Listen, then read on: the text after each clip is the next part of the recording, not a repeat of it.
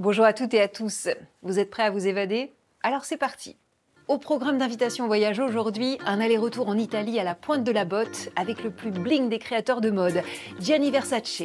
S'il a atteint l'Olympe des couturiers, c'est en partie grâce à sa région natale, la Calabre, sa toute première inspiration. Il y a une phrase célèbre qui disait « Armani habille l'épouse alors que Versace habille la maîtresse ». Versace n'hésitait pas à mélanger les couleurs, les formes. Il osait tout pour montrer une femme plus sensuelle, plus exubérante, plus excentrique. C'était pour lui une façon de dire « Vous êtes belle, vous existez ». Comment l'une des plus terribles tragédies de l'histoire a-t-elle donné naissance à un moment de grâce? C'est ce que nous verrons ensuite avec le destin tourmenté des Juifs de Moldavie.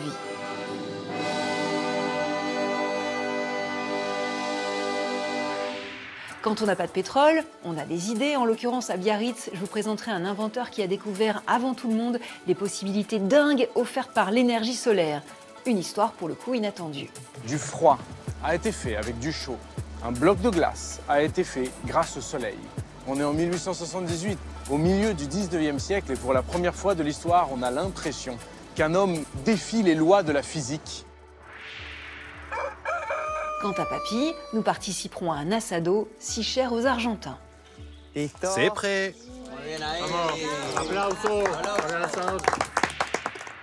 Mais d'abord, la devinette. Si vous habitez à Lorient, vous avez un sérieux avantage.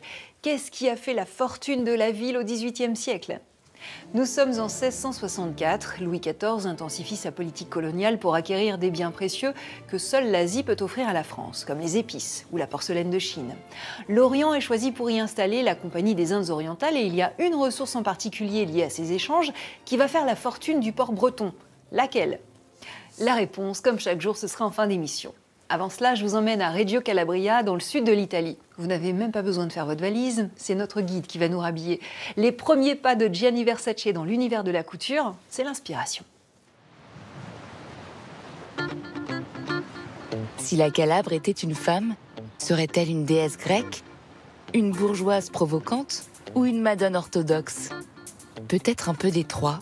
En tout cas, elle s'habillerait sûrement en Gianni Versace.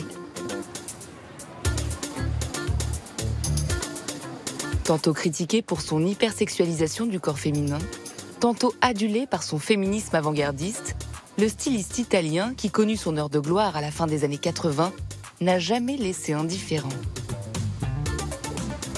Régulièrement associé à Miami où il passa une partie de sa vie, l'empereur du bling à l'italienne, comme il fut souvent décrit, n'a pourtant jamais oublié sa Calabre natale, une terre antique, mais surtout un monde de femmes. Dans son imagerie, il est évident que le monde antique occupait une place importante. Le fait de s'être formé à Reggio, d'avoir respiré la Grande Grèce dès ses débuts, a été déterminant. Et ici, il y a quelque chose de capital. Ce sont les femmes qui commandent. Et cela a toujours été comme ça depuis l'Antiquité.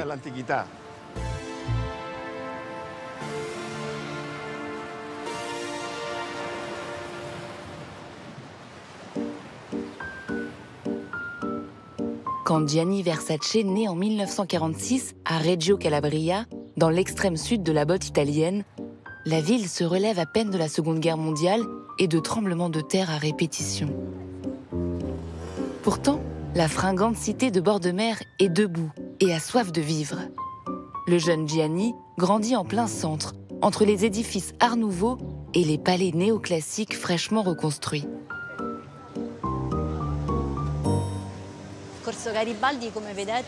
Le cours Garibaldi, comme vous pouvez le voir, n'est pas seulement l'une des rues les plus animées. C'est l'artère principale, celle où se trouvent les magasins les plus importants, le lieu de passage où les gens viennent se promener le week-end, lorsqu'ils ont plus de temps libre.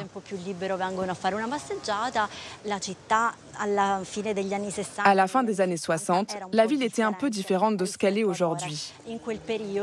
À cette époque, disons qu'il y avait une haute bourgeoisie, une classe moyenne et une noblesse qui se côtoyaient dans cette même rue et qui commençaient à redécouvrir ce qu'était la vie.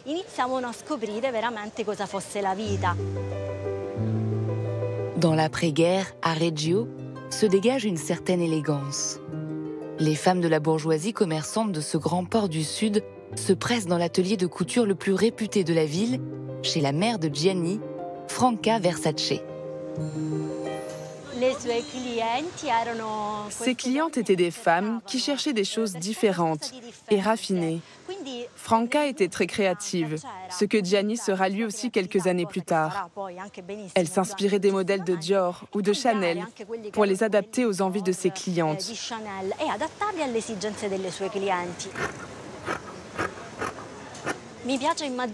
J'aime imaginer cette garde-robe, cet atelier, comme un second utérus pour Gianni Versace. Pour un enfant, c'était un lieu enchanteur avec des tissus, des étoffes absolument partout. Ce devait être magique. Selon son frère Santo, Gianni était capable, à partir d'un simple foulard, de créer une chemise ou un haut. C'était quelque chose de très naturel et très amusant pour lui. Gianni Versace observe ses mains maternelles qui coupent et cousent avec dextérité et très vite se prend de passion pour la mode. S'il s'émancipe des jupes de sa mère à 26 ans, il n'oubliera jamais le modèle que les clientes lui demandaient le plus, une petite robe noire très droite et discrète. La robe noire, c'est vraiment un basique de la garde-robe féminine. Nous avons toute une robe noire dans notre armoire. Et Gianni Versace en a fait de nombreuses interprétations. La plus sexy, c'est certainement celle d'Elizabeth Hurley.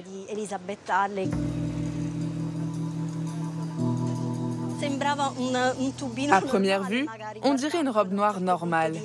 Mais en regardant de plus près, on s'aperçoit qu'elle est entièrement fendue sur le côté et qu'elle tient grâce à de gigantesques épingles à nourrice couleur or. Sur le corps de la mannequin, la robe est immédiatement devenue un symbole sexy. Dans les années 60, un vent de sensualité et de volupté souffle sur le pays. Porté par les grandes stars du cinéma italien, flamboyantes et excessives. Une assurance que Gianni Versace retrouve dans les allures des femmes qu'il entreaperçoit la nuit sur les trottoirs de Reggio. Il imagine alors des imprimés léopards ou des décolletés vertigineux. Quand en 1992, le styliste présente sa collection dite Bondage, tout en cuir et en lanières suggestives, les critiques pleuvent. Il y a une phrase célèbre qui disait « Armani habille l'épouse alors que Versace habille la maîtresse ».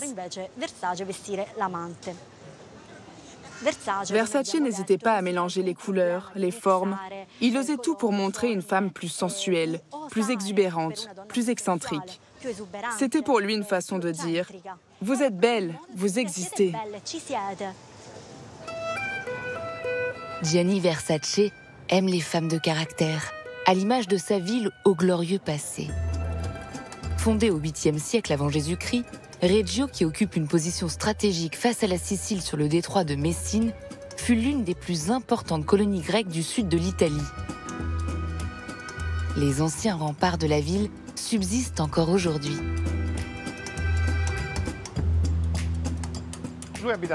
Gianni Versace habitait un petit peu au-dessus d'ici, donc quand il était jeune, il voyait régulièrement ces murs.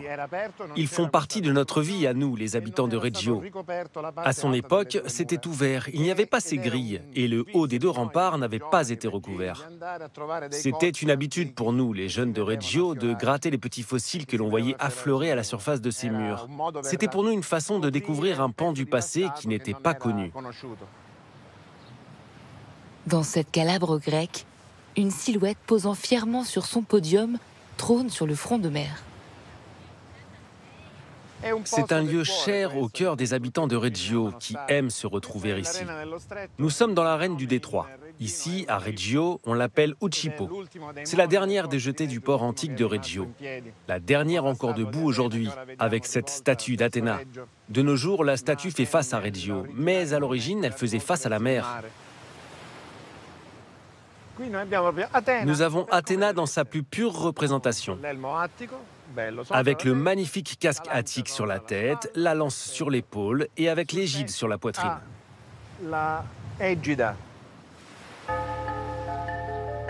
Gianni Versace grandit sous la protection d'Athéna, déesse par excellence de la mythologie grecque. Comme un hommage à cette figure féminine qui veille sur la ville, le styliste se réapproprie le drapé antique tout au long de sa carrière, imaginant des robes fluides cousues directement sur ses modèles.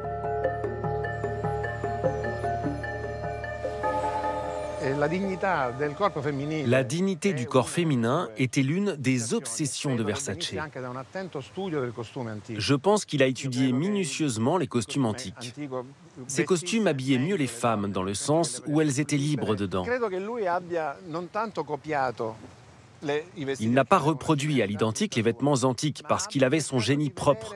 Mais il a repris cette idée de force que donnait à une femme une robe qui la mettait en valeur. Il ne traitait pas les femmes comme des morceaux de viande, mais bien comme des déesses. Je pense que c'est l'une des choses qu'il a repris de la culture grecque et qu'il n'a jamais oublié.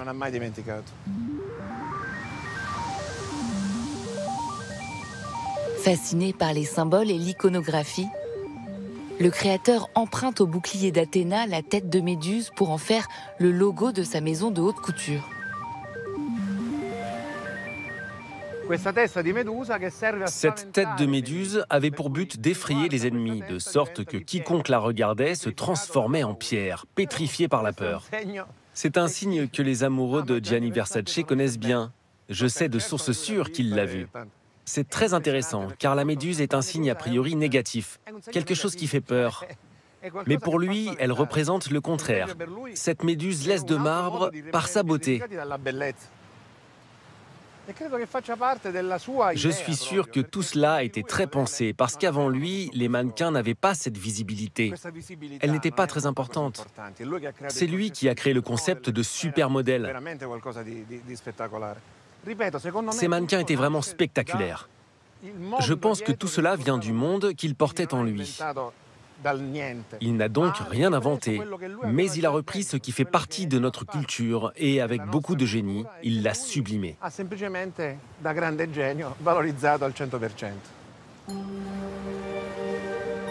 À chaque nouvelle collection, Gianni Versace fait défiler l'histoire calabraise. Au début des années 90, il s'intéresse à l'Empire byzantin qui occupa la région pendant près de 5 siècles. À une 50aine de kilomètres de Reggio, le monastère des saints Élie et Philarète témoigne de l'esthétique orthodoxe qui fit germer en Versace un goût certain pour l'ostentatoire. Dans son culte à Dieu, l'Église orthodoxe ne compte pas. On aime montrer les choses de façon ostentatoire, parce que pour Dieu, rien n'est trop beau. D'où l'or, les vêtements. Dans cette Église, par exemple, il n'y a pas un seul mur blanc. En 1997, alors au sommet de son art et déjà expatrié aux États-Unis, le styliste présente une collection haute couture dite byzantine, qui reprend l'imagerie religieuse orthodoxe. Avec ses robes dorées ultra courtes, sur lesquelles il incruste de grandes croix grecques, celui qu'on surnomme alors l'empereur du bling n'a peur de rien. Cette collection dédiée au monde byzantin m'a beaucoup touché. Je me rappelle de cet or surtout. Cet or qui pour nous est fondamental. Il est à la base de notre théologie, l'or et la lumière. Dans la théologie orthodoxe, l'homme doit participer à la lumière incarnée, à la lumière divine. C'est un goût personnel, mais je trouve que parfois, dans le monde de la mode, mais aussi dans l'art moderne, il y a une attirance pour ce qui est triste, sombre, obscur. Ce choix de Versace de revenir à un classicisme byzantin, c'était une nouveauté et une révolution dans le domaine de la mode.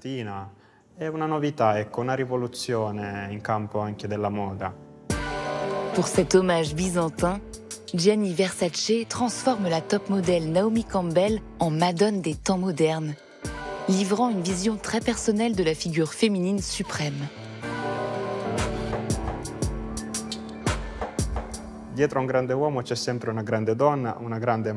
Derrière un grand homme, il y a toujours une grande femme, une mère. Pour nous, la Madone est notre mère par excellence. Tout cela a certainement influencé Versace, parce qu'il est né dans cette culture. Les Calabrais sont très attachés à leur mère, vous savez. Les gens du Nord nous regardent avec ironie souvent. Ils nous appellent les fils à maman. C'est vrai qu'à 30 ans, on parle encore à notre mère tous les jours, qui nous voit comme des enfants. Donc il y a quelque chose de méditerranéen là-dedans aussi.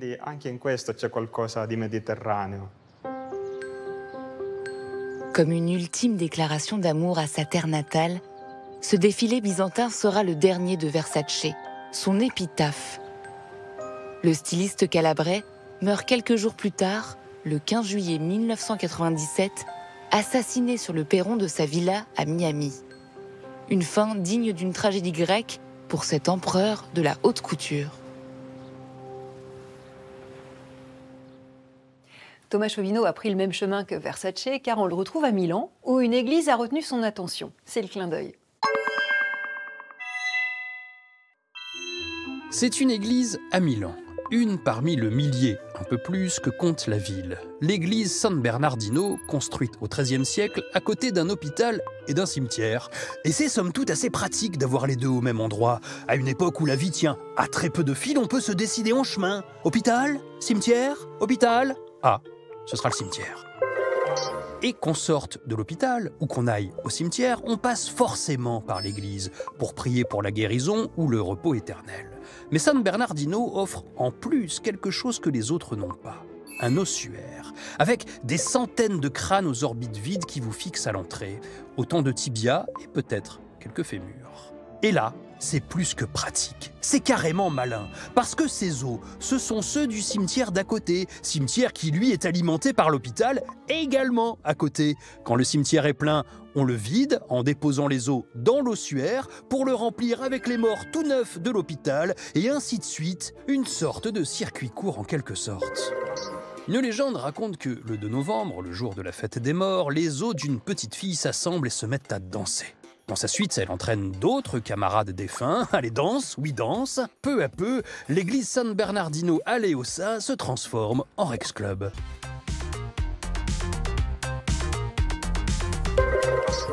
Il faut dire qu'au Moyen-Âge, le cimetière n'est pas un lieu de recueillement fleuri comme aujourd'hui, mais une sorte d'agora, une place publique où on trouve des prédicateurs, mais aussi des forains. Un endroit où on se promène et on s'amuse. Ce n'est pas Disneyland Paris, mais presque. Les vivants et les disparus ensemble, la mort n'est pas cachée, les os, quand ils ne sont pas déposés dans des ossuaires, s'entassent dans les cimetières. Il était d'usage de déterrer les morts quelque temps après leur inhumation pour récupérer ce qu'il restait du squelette. Même si l'espérance de vie était faible, on peut dire qu'à cette époque, on faisait de vieux os. Pour la suite, nous partons en Moldavie. Une patrie qui a longtemps accueilli les Juifs les bras ouverts jusqu'au jour où leur destin a basculé. C'est l'héritage.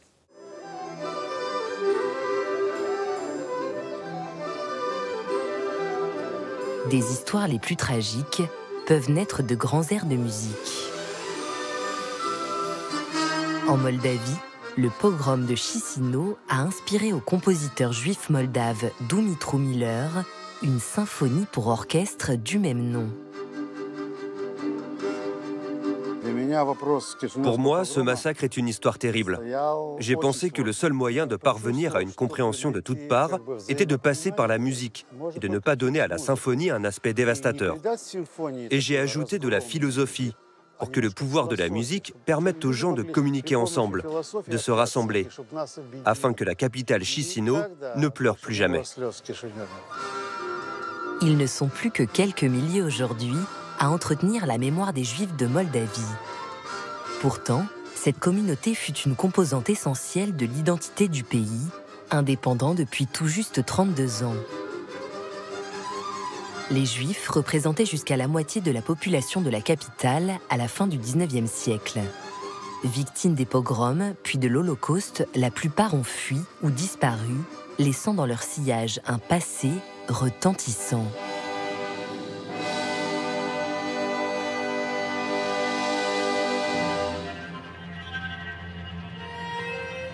Depuis des siècles, la Moldavie est un carrefour stratégique entre Orient et Occident. Les premiers Juifs y seraient arrivés en tant que marchands avec les légions romaines au début de notre ère. Peu à peu, ils se sédentarisent dans ce pays. Mais c'est au XVIIe siècle, à la suite d'une guerre entre la Pologne et la Russie, qu'une nouvelle communauté juive arrive du nord et s'installe dans ces campagnes. Sur les rives du fleuve Dnistrou, à leur frontière naturelle avec l'Ukraine, Onitskani devient un bourg prospère.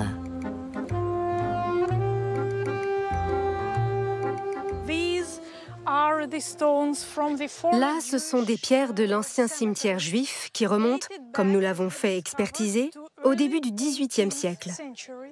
C'est sensationnel comme découverte pour la Moldavie. Ce n'est pas courant d'en trouver qui soient aussi anciennes.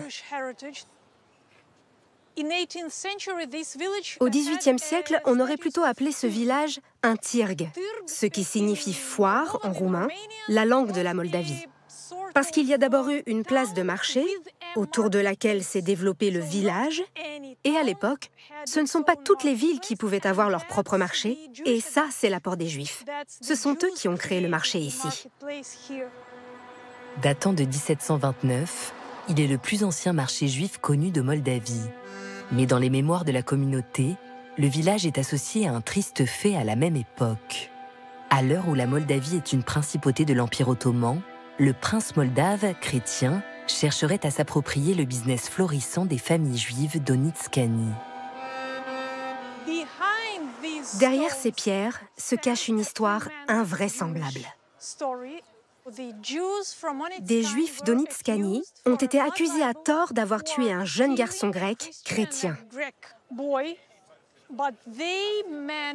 Mais ils ont réussi à faire entendre leur voix pour établir un lien d'une manière ou d'une autre auprès de la cour impériale ottomane et des ambassades internationales.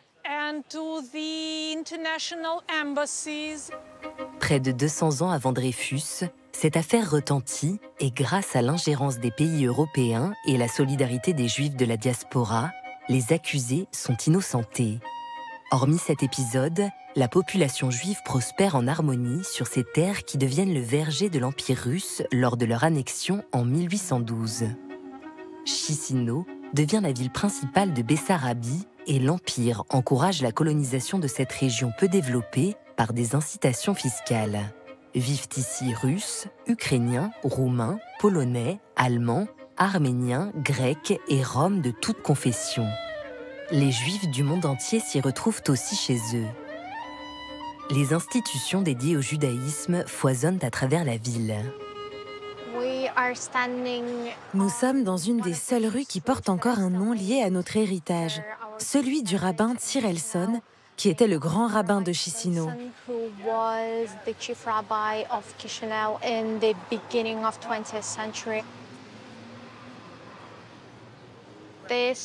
Voici l'une des 2 synagogues encore en activité.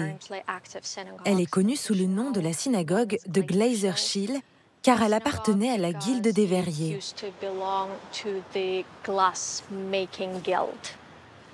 À la fin du XIXe siècle, il y avait environ 100 000 personnes à Chisinau, dont près de la moitié étaient juives, soit 50 000. Bien sûr, ils ont tous besoin d'un lieu de prière, d'un lieu d'apprentissage, car la synagogue est un lieu d'apprentissage, de prière et de rencontre. Il y en avait environ 70 répartis dans toute la ville parce que nous n'avons jamais eu de ghetto. Nous n'avons jamais été confinés dans des zones spécifiques. Nous, les Juifs, nous étions aux 4 coins de la ville à cette époque. À la fin du XIXe siècle, Chisinau compte aussi 16 écoles juives avec plus de 2000 élèves. Parmi les personnalités du judaïsme de la région, le futur fondateur et maire de Tel Aviv, Meir Dizengoff. La Moldavie prend des allures de Yiddishland aux yeux de la communauté juive internationale. Un refuge dans cette région aux confins de l'Empire russe, où les Juifs échappent encore aux persécutions. Nous nous trouvons à la croisée des chemins des Juifs d'origine séfarade qui sont venus de la Turquie vers l'Europe et des Ashkénazes qui sont venus d'Espagne, de Pologne et de l'Est. Nous avons donc ces deux cultures juives différentes et j'en suis fière. C'est quelque chose que je n'échangerai jamais contre quoi que ce soit, parce que je suis moldave et que je suis également juive. Je parle aussi le russe. Tout ça fait partie de moi.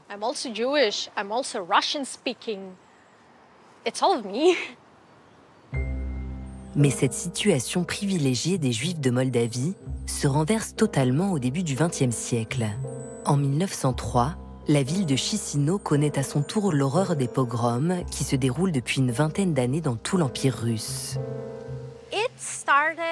Tout a commencé par une histoire complètement fausse de diffamation sanglante lorsqu'un article a été publié selon lequel des Juifs auraient tué un bébé chrétien et utilisé son sang pour leurs sombres rituels. Le bébé en question était en fait un adolescent et il s'est avéré qu'il avait été tué par un membre de sa famille pour une histoire d'héritage.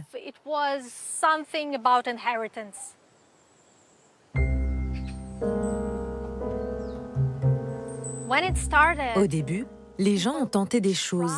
Ils ne savaient pas exactement ce qu'ils étaient autorisés à faire ou pas.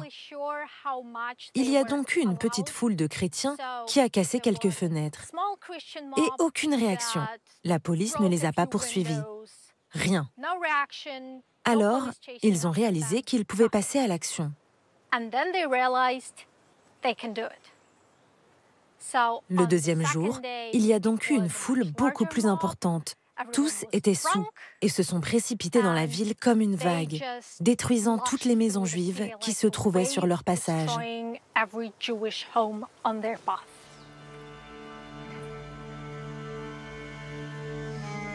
Cette vague de violence a d'autant plus marqué les esprits que les Juifs vivaient en bon voisinage avec la population non juive. Une histoire que Lisa porte en elle à travers celle de ses ancêtres. Je connais l'endroit précis où ils se sont cachés, où leur voisin moldave, chrétien, les a cachés parce qu'ils étaient amis. Lorsqu'il les a fait sortir 2 jours plus tard, il était ivre et couvert de sang.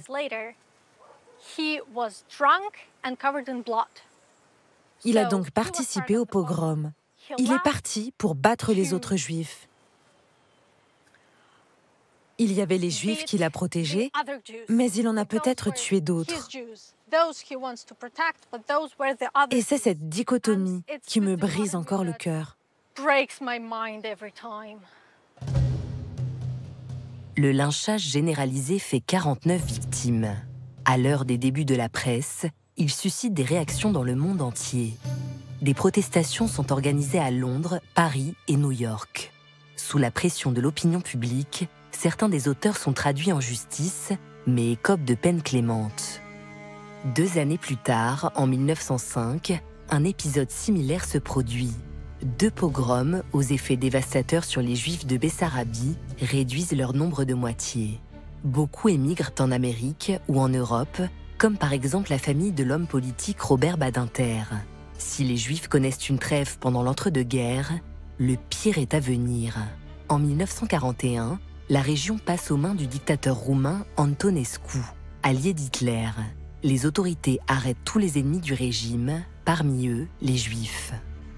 Les déportations commencent. Vadul Rashkov devient le lieu de passage des convois vers l'autre côté du Dnistrou, aujourd'hui territoire de Transnistrie. Les gens du village, ils parlent de massacres. Juste à côté, un peu plus haut sur la rivière, les avions allemands ils ont bombardé ce passage. C'était les Juifs qui ont été menés par les Allemands en Transnistrie, où on connaît bien qu'il y avait beaucoup de ghettos et champs de concentration. Et dans la plupart des cas, c'était pour les Juifs. Ou pour les communistes, mais surtout pour les Juifs, parce que c'était l'idée suprême d'Antonescu et d'Hitler d'exterminer les Juifs. Plus de 100 000 Juifs bessarabiens et roumains laissent leur vie en Transnistrie. Après la Seconde Guerre mondiale, le régime soviétique achève d'effacer l'histoire des Juifs de Moldavie. Il n'y a plus de Juifs, hein. Ils sont tous partis. Mais la mémoire collective, elle persiste. On a cohabité avec les Juifs, on a appris certaines choses d'eux parce qu'ils faisaient du commerce, mais aussi ils avaient des petits ateliers parce que les Moldaves sont des agriculteurs. Nous ne sommes pas commerciaux. Le cimetière où nous allons arriver est immense. Les Juifs représenteraient moins d'1% de la population du pays, mais certains mènent avec ferveur un combat de réhabilitation. Yuliu Palikovic est de confession orthodoxe. Avec Irina Chikova, ils ont comme projet de rénover les anciennes maisons du centre commerçant construit par la communauté juive. À l'origine, c'est ici que se trouvait le cimetière. Ils sont également à l'origine de l'organisation d'une journée du souvenir juif en Moldavie. Ce jour-là, une délégation de politiques, de professeurs et d'archéologues de toute l'Europe et de toute confession se déplace pour l'occasion.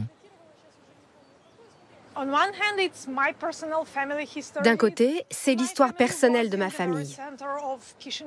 Ma famille a été au cœur du pogrom de Chisinau et a survécu.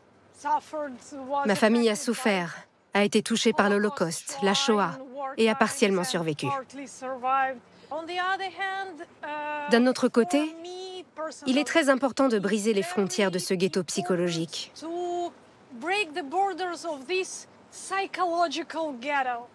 Je n'ai pas l'impression d'appartenir à ce ghetto, de ne vivre qu'au sein de la communauté juive, juste dans la culture juive. Je me sens moi-même moldave, citoyenne européenne, citoyenne du monde. Il est donc normal que je raconte mon histoire au monde entier de cette façon.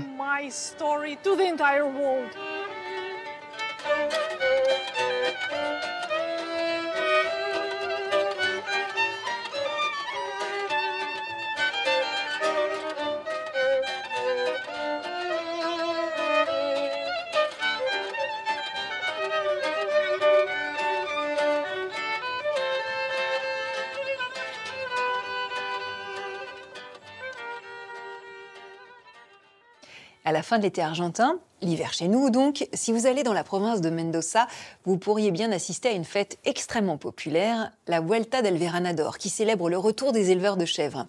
À cette occasion, on cuisine la recette que va nous montrer Ézéchiel, notre cuistot du jour.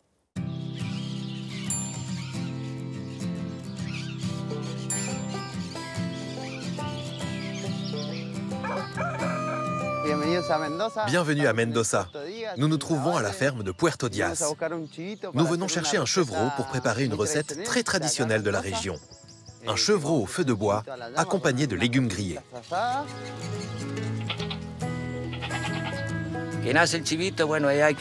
Quand un chevreau naît, il faut le confier à sa mère, matin et soir, pour s'assurer qu'il prenne bien la tétée. C'est donc un travail quotidien. Bon, Antonio, on va chercher la viande. Parfait. On va commencer par faire le feu. On le prépare avec du bois de vigne.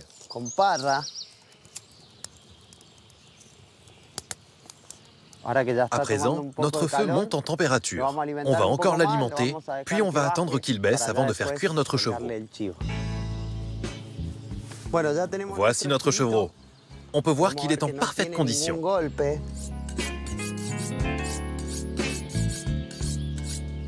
On va enlever les rognons, le gésier, et ici, nous avons le foie. Voici la croix sur laquelle on va le faire cuire. On peut régler la hauteur si besoin. Et on l'installe.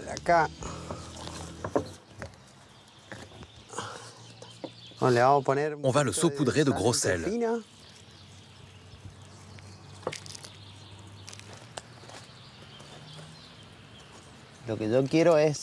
Je veux qu'il se maintienne dans cette position.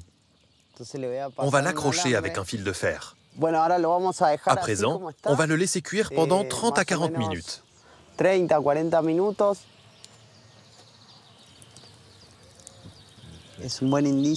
Il commence à goûter. C'est bon signe. Ça veut dire que même si la viande n'est pas cuite, elle commence à évacuer son jus, à cuire de l'intérieur.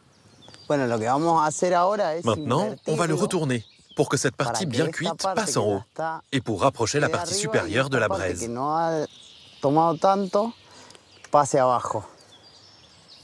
Notre sauce chimichurri. On l'utilise beaucoup en Argentine pour mariner tout type de viande. Elle contient de l'origan, du piment moulu, du paprika, de l'ail, du citron, du thym et aussi du vinaigre et de l'huile. J'ai ramené le gésier par ici. On va le cuire à la poêle avec nos légumes.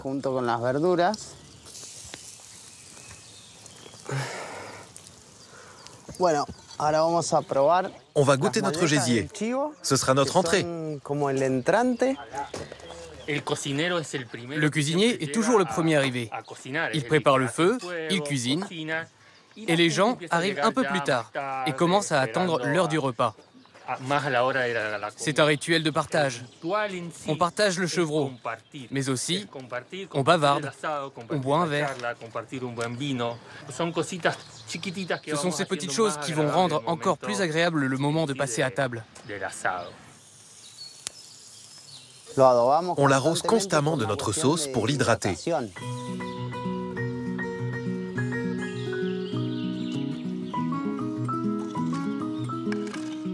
C'est prêt.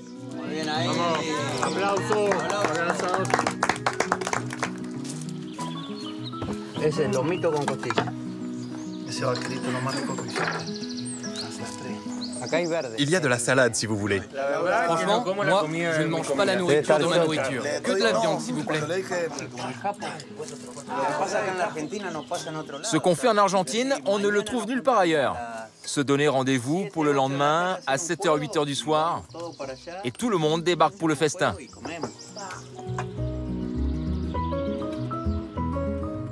Santé.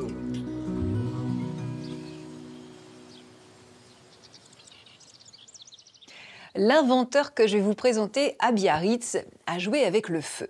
Et ses idées visionnaires pourraient bien nous servir aujourd'hui. C'est l'histoire inattendue. Il y a près de 150 ans, dans le sud-ouest de la France, on expérimenta l'énergie solaire. Une révolution trop en avance sur son temps.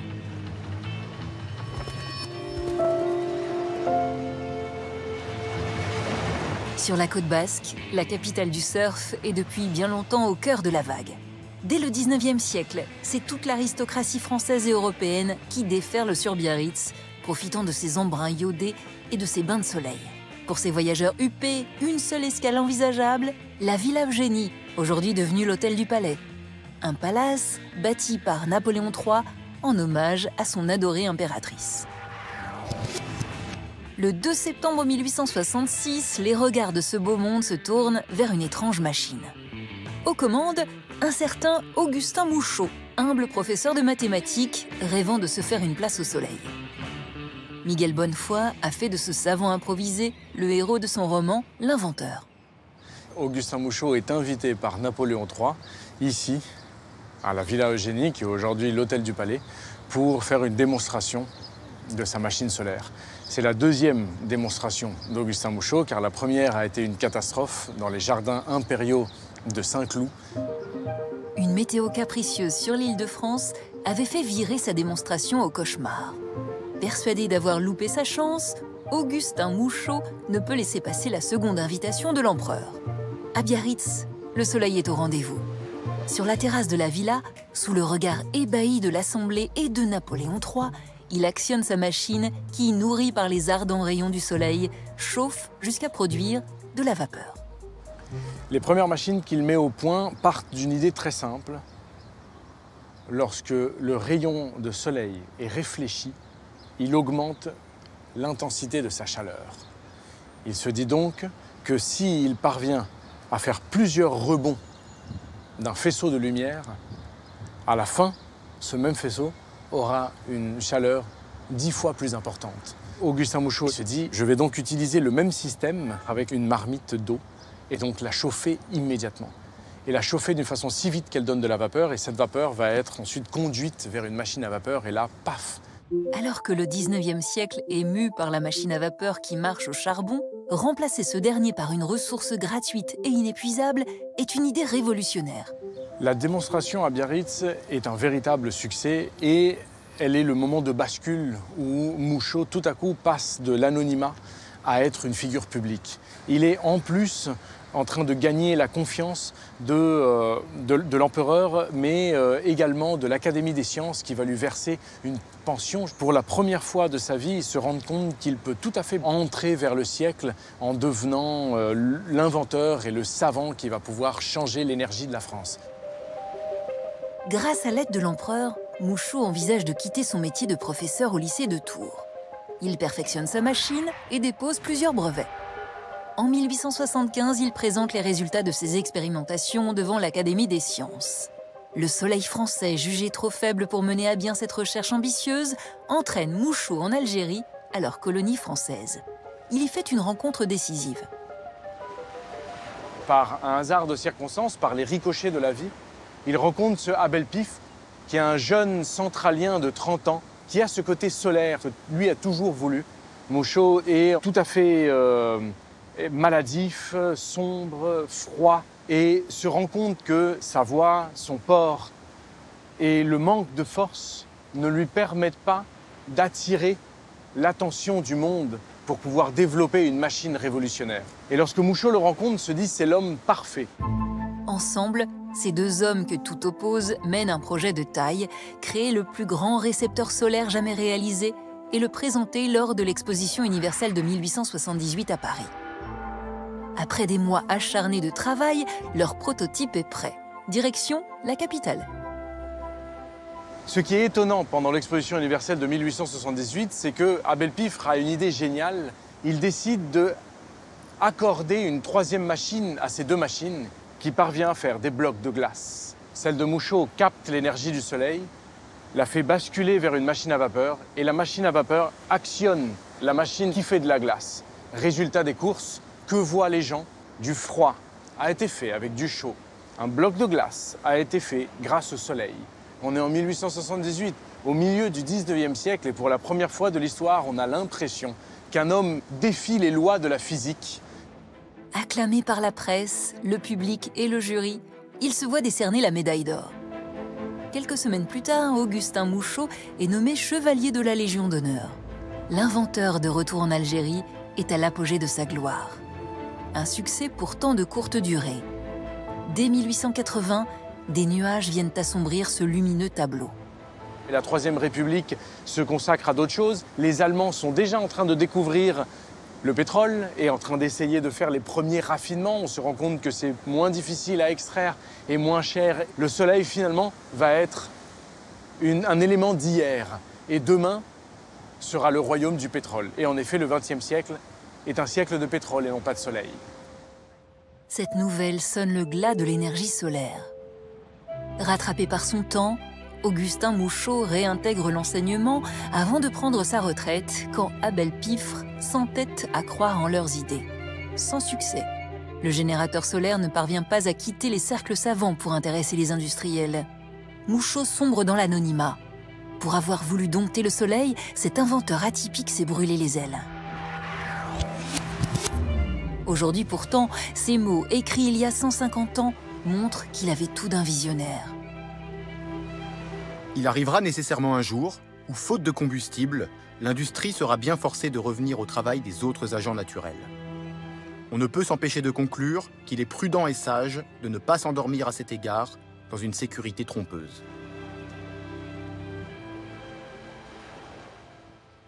Retour à l'Orient avant de nous séparer. Est-ce que vous avez trouvé ce qui a fait la fortune de cette ville au XVIIIe siècle? Eh bien, ce sont les cotonnades indiennes. Ces tissus étaient rapportés de Pondichéry jusqu'au port de l'Orient par la Compagnie française des Indes et ils ont suscité en France un tel engouement, notamment en raison de leurs motifs colorés très exotiques, que cela a enrichi profondément la ville. Est-ce que vous connaissez l'origine du nom l'Orient? Eh bien, ça vient de ces échanges commerciaux avec les Indes orientales, car le premier navire qui a été construit dans les chantiers de la Compagnie s'appelait Soleil d'Orient, ce qui est devenu l'Orient. Je vous dis bis bald.